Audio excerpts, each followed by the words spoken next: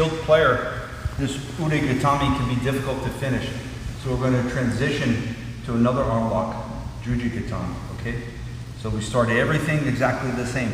I start pulling him off his hips. I off balance him. I collect his elbow. My foot goes into his hip. I keep my knees high. I find where his elbow is. I break his posture down to the mat. But sometimes here, for whatever reason, he's able to slip his arm out. Now I can't do this technique anymore. So we're gonna come up to our knees. So watch. Both of my knees go to the mat like so.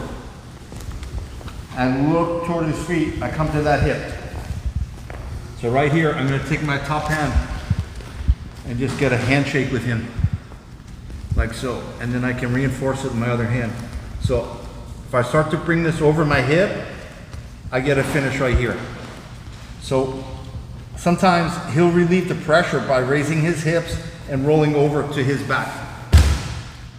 So I have this one pulled sharply on his neck, and then I'll cover this on top with my other foot, and I bend his arm over my hip bone on the inside here.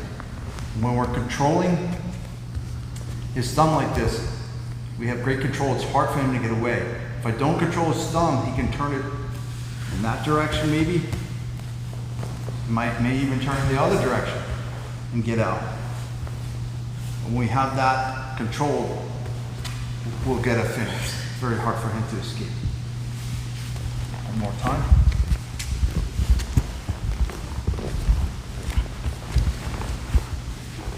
So we get UDA GATAME. His arm slips out. I keep control of his arm. I put both knees to the mat, and then I come to my hip, so I'm looking at his feet. My top hand gets this handshake grip with him.